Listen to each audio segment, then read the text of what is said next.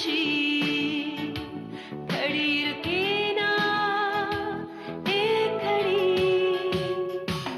एक पल है जिंदगी, एक पल कुछ भी नहीं।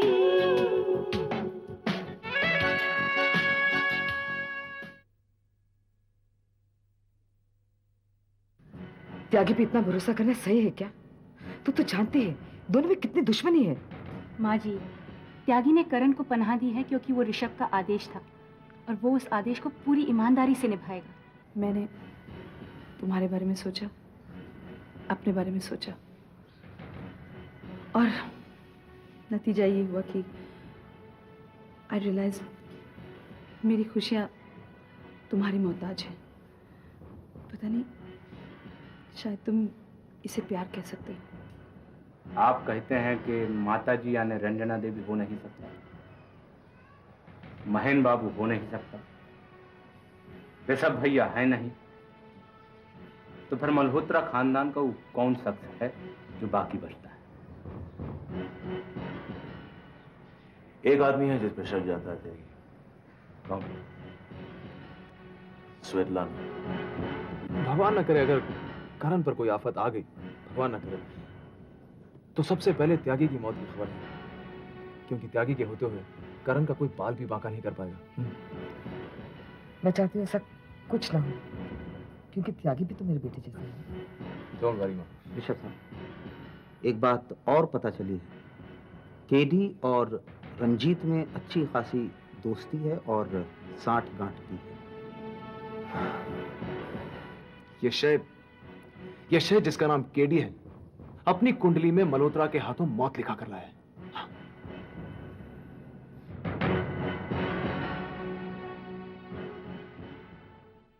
अजीब बेशरम किस्म के आदमी हो तुम। इतनी बार दुत्कारे गए हो यहाँ से, फिर पलट के आ जाते हो मुस्कुराते हुए। आज भी तुम मुझे दुत्कारो, कल मैं फिर पलट के आ जाऊंगा। देविका, अपनी देविका को पाने के लिए इतनी बेशर्मी तो मैं कर सकता हूँ। तो करते रहो बेशर्मी, उम्र बीत जाएगी तब सोचूंगी।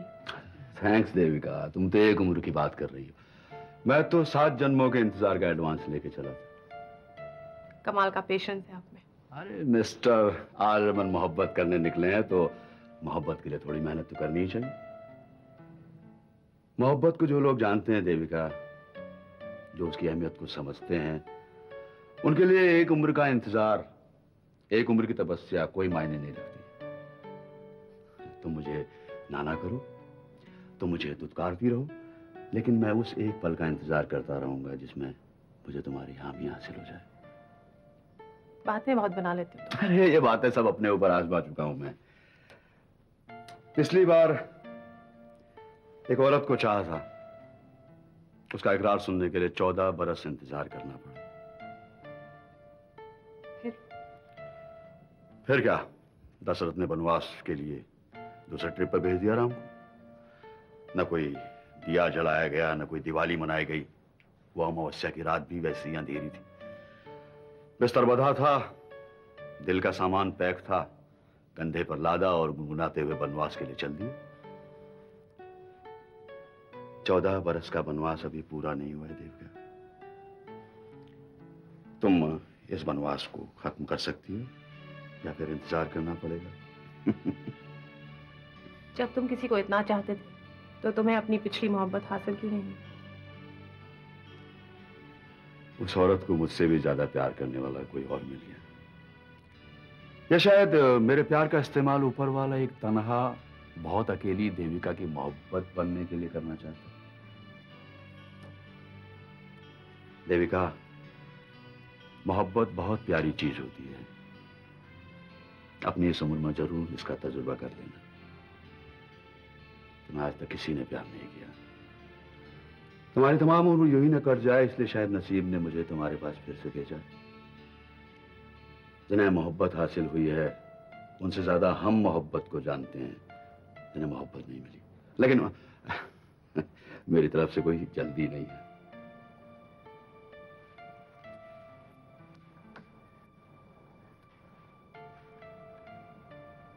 लेकिन मुझे जल्दी है आर्यमन। मुझ में ना वो संयम है ना वो धैर्य। लो, ये अपना दिल तुम्हारे हवाले।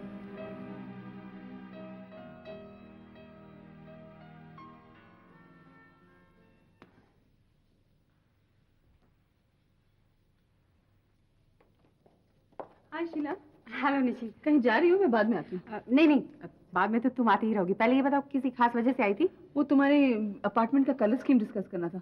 आराम से बैठ के बात करेंगे। निशी, तुम मुझे कॉम्प्लेक्स दे रही हो। क्यों? मैंने ऐसे क्या कह दिया? तो एक बात बताओ, जब से तुमने मुझे अपने लेआउट्स दिखाए हैं, क्या मैंने तुमसे इसकी डिजाइनिंग के बारे में कोई बात की? मैं समझी नहीं। देखो निशी, जब से मैंने तुम्हारे लेआउट्स देखे हैं ना, मुझे कॉम्प्लेक्स होने लगा है। मुझे ये लगने लगा है कि अगर अपने अपार्टमेंट को डिजाइन करने में मैंने अपना दिमाग लड़ाया ना, बहुत ही बुरा रिजल्ट होगा। इसलिए मैंने अपने जुबान पे ताला लगा लिया है।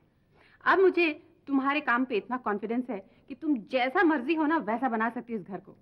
मैं जानती हूँ कि तुम इसे जैसा भी बनाओगी ना, इसका जवाब नहीं होगा। तुम भी अच्छा मजाक कर लेती हो।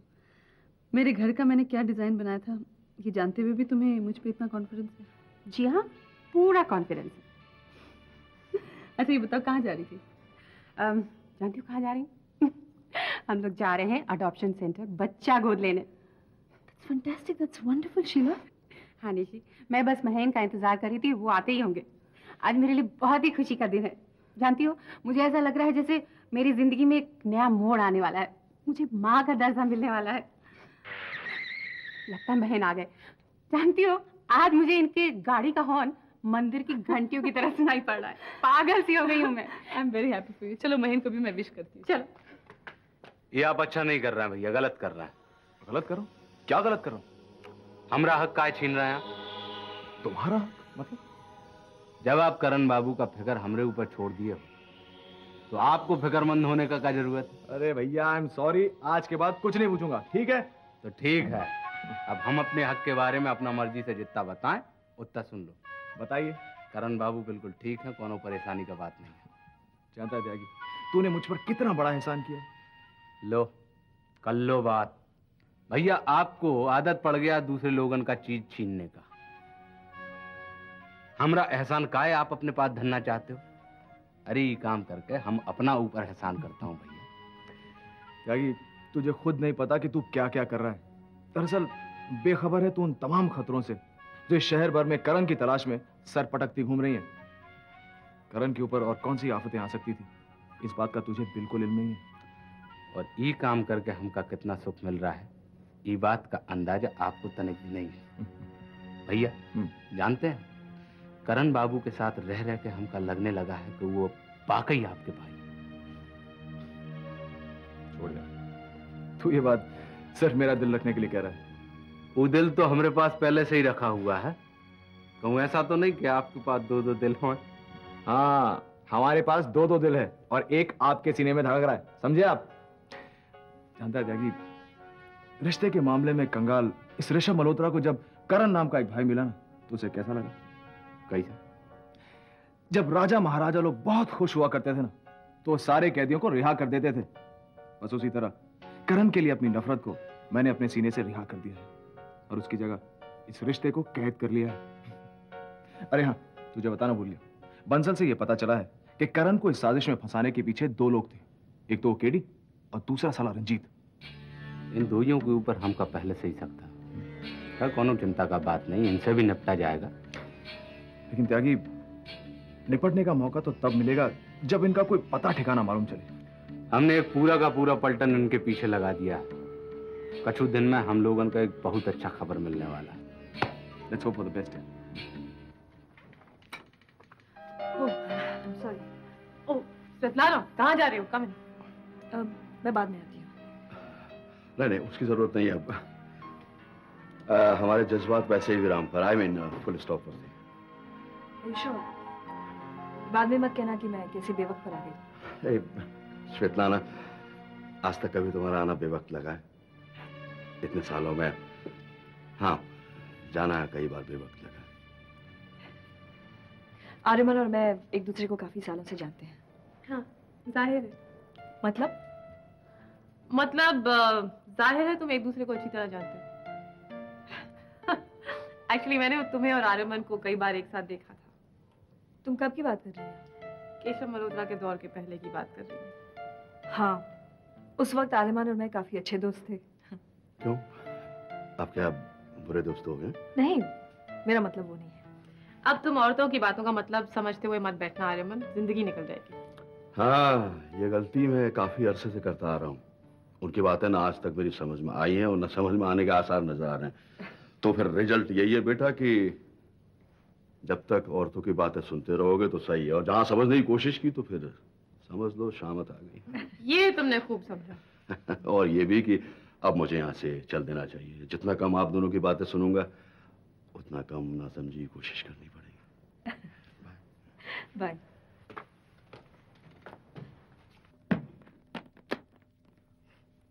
पापा आपको रुमाल।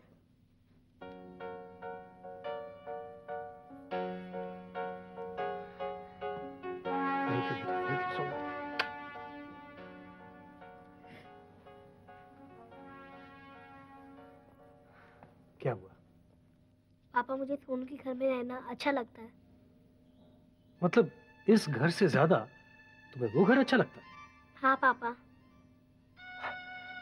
लेकिन बेटे उस घर में तो शीतलाना आंटी रहती, वो आपको पसंद नहीं है।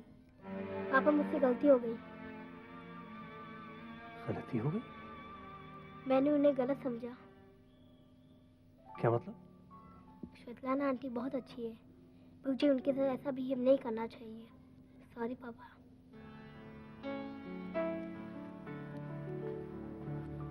बेटे आपने मेरे दिल से बहुत बड़ा बोझ हल्का कर दिया। आई लव यू बेटे। I love you too. और एक बार ट्राई करता हूँ।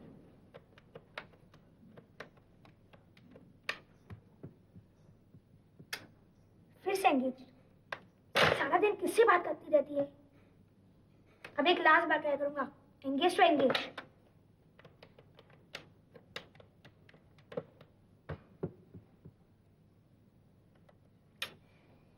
फिर से एंगेज। मैं रिया से कह दूंगा 100 बार कोशिश किया, हर बार एंगेज।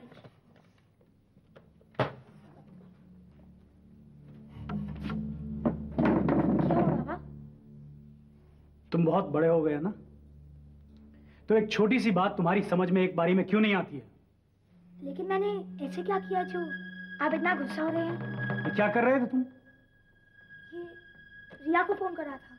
मैंने तुम्हें मना किया ना उससे ज्यादा बात करने के लिए। पर मुझे पता नहीं कि आपने ऐसा क्यों कहा था। क्योंकि मैं तुम्हारा बाप हूं और मैं तुम्हारा भला बुरा अच्छी तरह जानता हूं। पर अगर मैं रिया से बात कर भी लेता हूँ तो इसमें बुराई क्या है? जो बुराई ना तुम्हें अभी नजर नहीं आएगी। पहले तुम अपनी माँ का रिश्ता 2 बच्चों के साथ बांट रहे हो, नेहा और न्याल। अब ये तीसरा पैदा कर रहे हो, फिर मत आना मेरे पास रोते रोते। पर रिया मुझे अच्छी लगती है, वो मेरी बहुत अच्छी फ्रेंड है। बहुत अच्छे फ्रेंड तो डॉक्टर सौरभ भी हुए जा रहे हैं तुम्हारी माँ के, जो तुम्हें जरिया बना रही है उन तक पहुंचने का। वही उकसाती होगी तुम्हें कि जाके डॉक्टर सौरभ को फोन करो, उनके घर फोन करो और रिया से बात करो। नहीं, मम्मी ने ऐसा कुछ नहीं कहा था। आप गलत बोल रहे हैं और मुझे अब भी समझ में नहीं आ रहा है कि आप ऐसी बातें क्यों कर रहे हैं।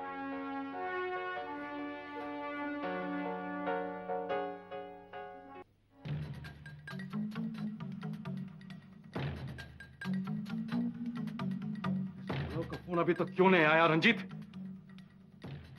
क्या बोल सकते हैं सर? क्या बोल सकते हैं? उन्होंने तो फैसला किया था पैसे देने का। कहीं उनका दिमाग तो नहीं फिर गया, या कहीं किसी चालाकी के फिराक में तो नहीं? हो सकता है सर। मुझसे 1.5 शहाने बने तो अपने बुढ़ापे में ऐसी बेइज्जती करवा बैठेंगे जैसे कि किसी बचपन या जवानी में नहीं की हो। मैं सोचता हूं उनके घर पर जाके बैठ जाऊं। भले उन्हें अपने लाइफ इंश्योरेंस के अगेंस्ट लोन लेने पड़े, पर मेरे सामने पैसे लाके रखेंगे। तुम क्या सोचते हो? मैं उनके घर जाऊं? मैं क्या बताऊं सर, आपको जो ठीक लगे वही आप करें। कमबख्त आदमी, तू कब सोचेगा? तेरी और मेरी प्रॉब्लम्स क्या मैं अकेला ही करता रहूं? सर मैंने ऐसे कब कहा? तुमने अभी तक तो कुछ कहा भी नहीं ना। मैंने तुमसे 3 सवाल किए थे, लेकिन तुमने जवाब क्या दिया? नहीं, अब क्या बताऊं? अजी हो सकता है, अब क्या कहूं? अगर कुछ कह नहीं सकता और अगर तेरे दिमाग को लकवा मार गए तो चुल्लू पर पानी में डूबकर मर क्यों नहीं जाता? मुफ्त की खाने की आदत है ना तुम्हें? बस हो गया सर। और हाँ, मैं बताऊं क्या हुआ? एक खराब पड़ा ट्रैफिक सिग्नल जिसके तीनों के तीनों बल्ब फ्यूज हो चुके हैं। ना रेड बत्ती जलती है कि केडी साहब ये मत करो, ना ऑरेंज बत्ती जलती है कि केडी साहब इसकी तैयारी करो, ना ग्रीन बत्ती जलती है कि केडी साहब रास्ता साफ है आगे बढ़ो। कम से कम अगर ट्रैफिक हवलदार होता तो अपने हाथ पांव हिलाकर मुझे दिशा तो दिखाता, लेकिन तुम्हें नहीं, तुम्हें तो मुफ्त की खाने की आदत है ना। बस सर बस, एक लफ्ज नहीं और नहीं सुनूंगा मैं मुफ्त की नहीं खा रहा हूँ, अपनी ही कमाई की खा रहा हूँ। अपनी जिंदगी की मैंने ऐसी की तैसी कर दी। किसके लिए? आपके लिए सर। अपनी जिंदगी की ऐसी की तैसी करके तूने क्या मेरे लिए ताजमहल बनवा लिया जो इतने डींगे हाँक रहा है? और आप तो ऐसी डींगे हाँक रहे हैं जैसे आपने मेरा पैसा चुका दिया, जो थोड़ा बहुत आपने प्रॉमिस किया था वो भी नहीं दिया। और ऊपर से मुझे अपनी बीवी रक्षंदा आपके लिए गंवानी पड़ी। ओह, रक्षंदा तुम्हारी बीवी, बहुत प्यार आ रहा है ना? उसका करवा चौथ भी याद रख रहे हो तुम? केडी सर मुझे कुछ याद नहीं आ रहा है और ना ही मैं आपको कुछ याद दिलाना चाहता हूँ। मैं आपको और इस जगह छोड़ के जा रहा हूँ।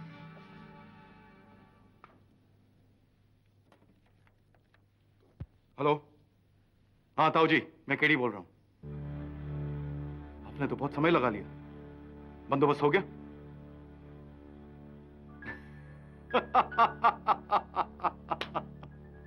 वाह ताऊ जी वाह, बहुत खूब बहुत खूब। मैं आता हूँ, हाँ रात को आता हूँ पैसे लेने के लिए, ठीक है? जा रहा हूँ सर। नहीं रंजीत, बहुत कसरत हो गई, तुम बहुत हाथ पांव चला चुके हो। मैं तुम्हें ऐसे नहीं जाने दूंगा।